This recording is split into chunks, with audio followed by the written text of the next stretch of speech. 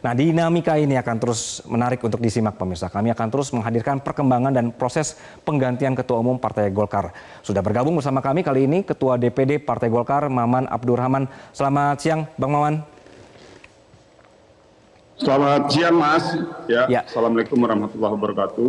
Waalaikumsalam warahmatullahi wabarakatuh. Bang Maman, mekanisme pemilihan PLT di rapat pleno nanti malam itu seperti apa prosedurnya? Ya, pertama saya mengucapkan banyak-banyak terima kasih kepada Metro TV yang masih setia untuk menjadi media terdepan dalam menyampaikan berita-berita terkini.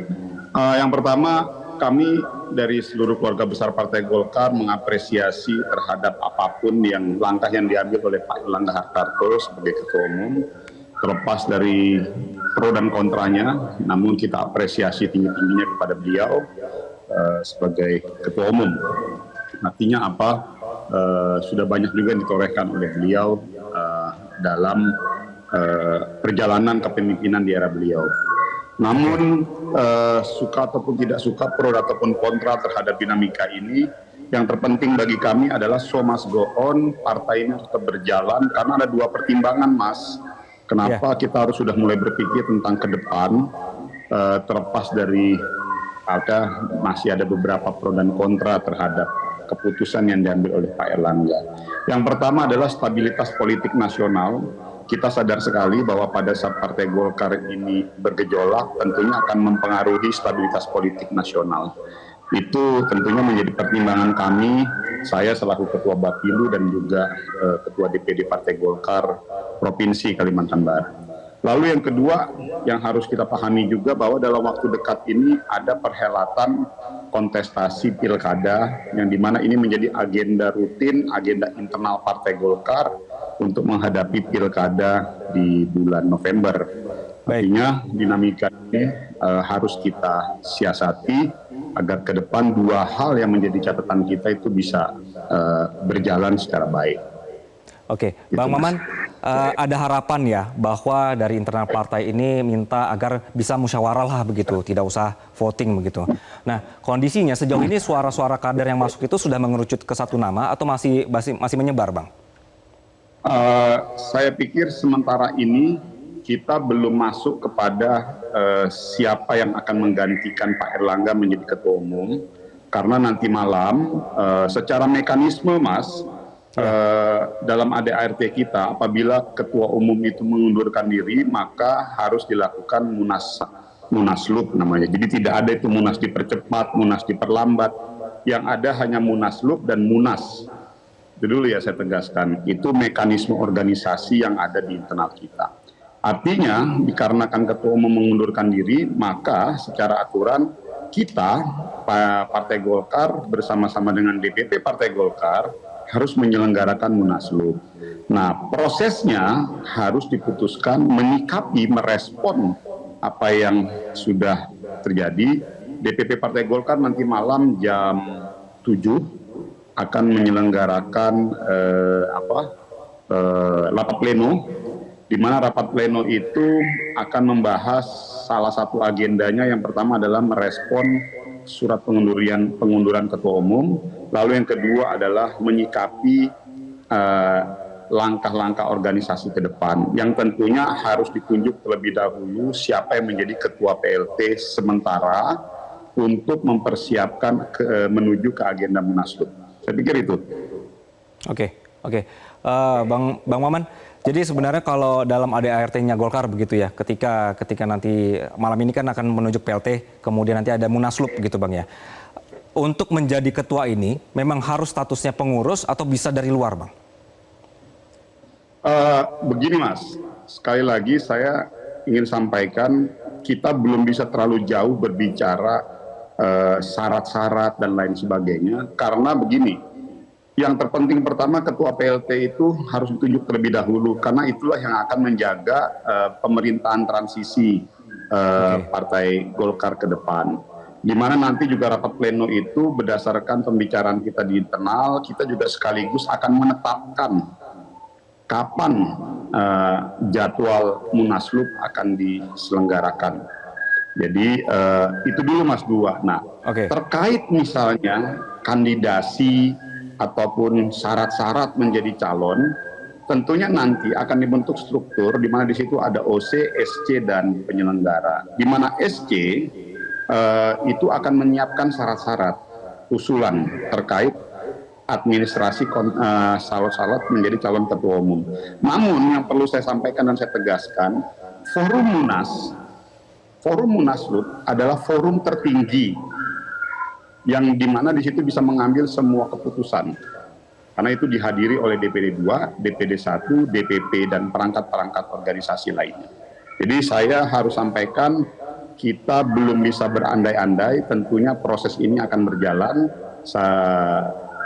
sesuai dengan prosedur dan mekanisme yang ada. Oke, Bang Maman, dengan adanya peristiwa pengunduran diri ketum, kemudian sekarang harus pleno dan nanti ada munaslup baru munas, ini mengganggu strategi Golkar tidak dalam pilkada? Karena sebentar lagi yang sudah pilkada ya Bang ya, tapi justru ini ada distraksi. Saya ingin sampaikan Mas, doktrin kami ini adalah karya kekaryaan, di mana ideologi kami adalah melakukan kerja-kerja nyata, program-program yang telah digariskan oleh partai. Itu satu. Yang kedua, partai kami sampai hari ini bisa survive dari 85 kursi menjadi 102 kursi. Itu tentunya yang pertama adalah karena sistem yang berjalan dalam internal partai kami, dari tingkat pengurus desa, pengurus kecamatan, pengurus kabupaten kota, provinsi sampai ke pusat. Artinya apa? Bagi kami, semua proses dinamika yang terjadi selama ini tentunya publik sudah bisa melihat, kita sudah menghadapi berbagai macam badai, Mas. Kita sudah menghadapi berbagai macam rintangan, angin, puting beliung, ombak, segala macam. Tapi alhamdulillah sampai detik hari ini Partai Golkar masih bisa eksis, masih bisa berkontribusi nyata untuk publik, dan dijawab oleh publik dengan dukungan 102 kursi di parlemen. Artinya insya Allah kami mohon doa restunya, kami mohon doanya dari seluruh masyarakat Indonesia agar proses dinamika ini akan bisa kita selesaikan secara baik, agar bisa kita selesaikan secara riang gembira demi untuk berlanjutnya roda pemerintahan dan stabilitas politik nasional ke depan. Insya Allah Mas, yakin aja. Oke, berbicara soal berlanjutnya nanti partai juga, Bang Maman, ketika nanti ada PLT, ada ketum baru, Bang Maman sendiri mengharapkan nanti arah kebijakan untuk yang siapa-siapa yang pilkada ini akan tetap seperti yang kemarin sudah ditetapkan oleh Erlangga, atau setuju jika kocok ulang semua, Bang? Oh tentunya begini Mas, saya meyakini semua proses penetapan calon-calon kepala daerah yang dimana sampai saat ini sudah berproses, itu tentunya menjadi kepentingan bagi seluruh pengurus-pengurus DPD, ketua-ketua pengurus-pengurus DPD provinsi dari tingkat kabupaten sampai provinsi. Jadi saya pikir, saya meyakini tidak akan ada implikasi atau dampak perubahan atau dampak politik terhadap kondisi penetapan pilkada di seluruh daerah. Oke. Kita meyakini itu karena semuanya kan sudah berproses secara mekanisme dan sistem internal partai. Jadi insya Allah itu tidak perlu terlalu kita khawatirkan. Yang terpenting sebetulnya deadline pendaftaran itu kan tanggal 27 dimulai, 27 atau 28. Artinya semua proses dinamika ini harus terselesaikan pada saat tanggal pendaftaran.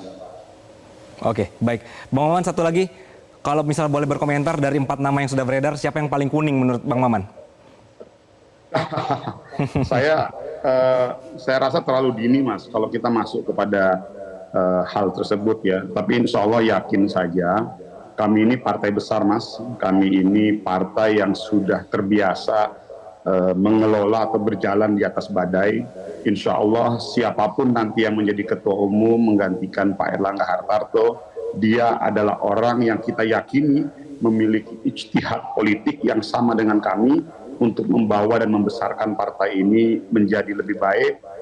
Dan tentunya pada saat Partai Golkar ini baik, Partai Golkar ini besar, yang tentunya 5 tahun ke depan yang paling terpenting adalah kita mampu mengawal, menuntaskan dan menghantarkan serta mendampingi pemerintahan Pak Prabowo dan Mas Gibran. Karena itu Itu doktrin kami, Mas. Karya kekaryaan adalah memberikan karya nyata pemerintahan ke depan untuk kemaslahatan umat dan kebaikan masyarakat Indonesia ke depan. Mohon doanya, Mas. Oke, sukses untuk pleno nanti malam ya, Bang Maman. Dan terima kasih atas waktu Anda di siang hari ini. Terima kasih, Mas.